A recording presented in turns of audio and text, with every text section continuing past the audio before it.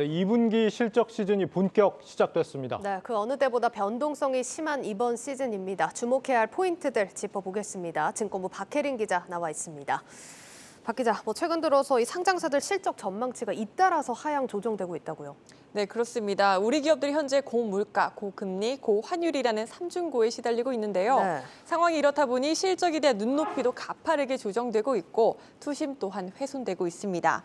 그렇지만 이럴 때일수록 시장의 예상치를 뛰어넘는 호실적을 기록하는 종목들이 증시에서 더욱더 돋보일 수밖에 없습니다. 실적 발표 시즌 주목해봐야 할 투자 포인트 3가지로 정리해봤습니다. 먼저 당연히 실적입니다. 2분기 실적 물론 중요합니다만 이 정도는 부족합니다.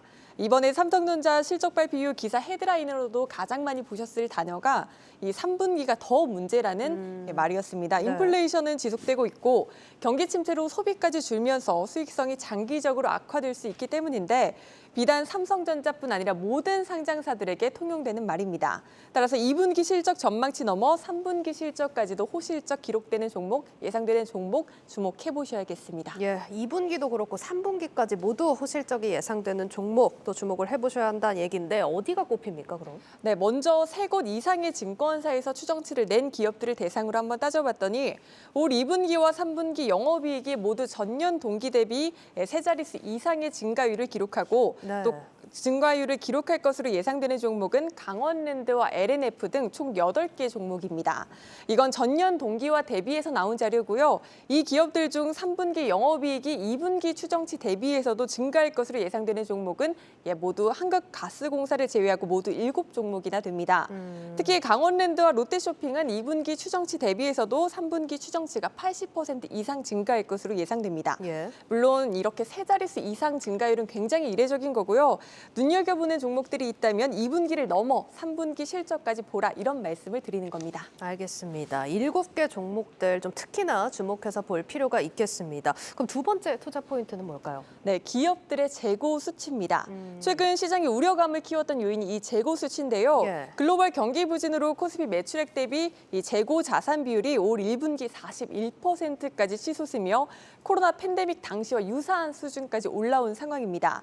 이 가운데서도 최근 재고가 대폭 줄어든 것으로 추정되는 업종을 선점하는 것도 중요한 투자 포인트입니다. 어떤 업종 중심으로 재고가 개선되고 있는지 문영민 기자가 알아봤습니다. 전 세계적인 코로나19 장기화, 러시아 우크라이나 사태의 지속, 그리고 인플레이션까지 경기 침체가 현실화되면서 기업들도 수요 감소와 재고 증가로 타격을 면치 못하고 있습니다. 기업의 입장에서는 경기가 위축되면서 판매량이라든지 매출이 감소하게 되면서 재고량의 증가로 굉장히 어려운 상황에 놓여 있다. 2008년도와 똑같은 상황이 지금 반복되고 있는데요. 산업의 재고 수준을 알 수 있는 건 출하 증가율에서 재고 증가율을 뺀 재고 순환 지표로 이 지표가 높을수록 재고의 순환이 빠르고 낮을수록 팔려나가지 않아 창고에 남아있다는 걸 의미합니다. 미국의 제조업 재고 순환 지표는 올해 2월부터 꾸준히 하락하며 시장의 우려를 키웠지만 최근 2달 연속 개선세를 보이고 있습니다. 지난 4월 국내 재고 순환 지표 역시 글로벌 금융위기인 2009년 3월보다 낮은 수준을 나타낸 뒤 5월엔 소폭 반등했습니다. 증권업계 전문가들은 전체 재고 지표가 바닥을 다지고 차차 나아지고 있는 상황에서 더욱 개선세가 가파른 업종을 선별해 접근하라고 조언합니다. 재고 순환 지표가 좀 개선이 되고 있거나 혹은 재고 순환 지표가 이제 0 이상인 중립 이상인 업종들이 그래도 좀 보수적인 관점에서 안정적일 거다라고 말씀을 드린 거였거든요. 재고 순환 지표가 조금 더 개선이 되고 있는 자동차라든지 필수 소비재, IT 가전 그 정도가 지표상 볼 때는 그래도 비교적 양호하다라고 보고 있고. 특히 자동차와 IT 가전은 글로벌 반도체 공급망 정상화로 가파른 출하량 상승이 기대되고 있습니다. 자동차와 IT 가전은 지난 2005년 이후 재고 비율이 낮아지는 국면에서 분기 평균 4% 안팎의 수익률을 보이기도 했습니다. 한편 지난 2008년에서 2009년 글로벌 금융위기 이후 우리나라와 미국의 재고순환 지표의 상관성은 2배가량 커졌습니다. 미국의 재고순환 지표가 개선세를 보이고 있는 만큼 미국과 교역 빈도가 높은 업종이 수혜를 볼 것으로 기대되는 대목입니다. 증권가에서는 이를 고려한 하반기 투자 유망 업종으로 필수 소비재인 섬유의복과 또 2차 전지 업종을 꼽았습니다. 한국경제TV 문형민입니다. 네, 화학, 반도체, IT, 가전, 철강 업종 이렇게 최근 재고 비율이 낮아진 업종들 주목을 해보라 이런 내용 들어봤습니다. 박 기자 그러면 마지막으로 투자 포인트 하나 더 짚어보죠. 네, 마지막으로 PER, 즉 주가 수익 비율과 PBR, 주가 순 자산 비율이 크게 하락한 저평가 종목에 주목해야 한다는 게 마지막 포인트입니다.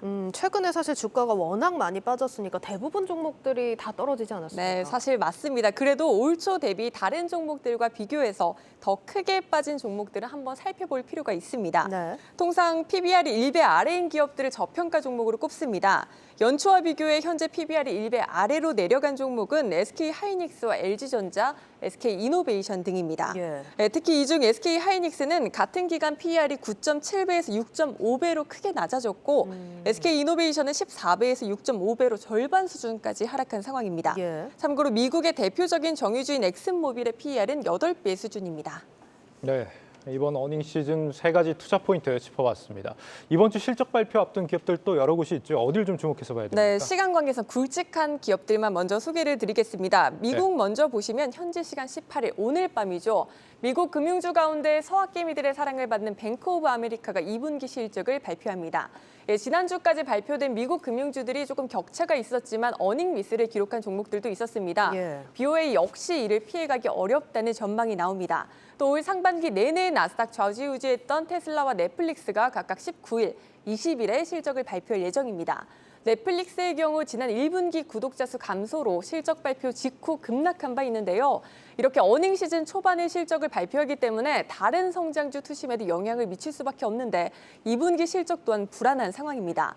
이미 넷플릭스 측에선 2분기 신규 구독자 수의 추가 감소분이 200만 명에 이를 수 있다고 예고한 바 있습니다. 다만 만약 실제 뚜껑을 열어봤는데 이보다 감소폭이 둔화했다고 하면 주가가 오히려 반등할 여지도 있습니다. 네. 테슬라는 전망이 엇갈립니다. 중국의 봉쇄 완화 조치에 이 상하이 공장 생산량이 회복될 것에 주목하는 시각이 있는 한편 공급망 차질에 따라 1분기보다 실적이 오히려 조금 더 줄어들 것이란 분석 또한 나오고 있습니다. 네, 미국 기업들 얘기 들어봤고 우리 기업들 실적은 어떤 데를 주목해서 봐야 돼요? 네, 국내에선 금융주와 자동차주의 실적이 이번 주에 발표될 예정입니다. 우리 시간 21일에는 현대차가, 22일에는 기아와 현대모비스 등의 실적이 발표될 예정입니다. 금융주를 보면 21일에는 KB금융이 실적 발표를 예고하고 있고 이튿날 신한지주와 하나금융지주도 2분기 성적표를 공개할 예정입니다. 네, 여기까지 들어보죠. 네, 증권부 박혜린 기자였습니다.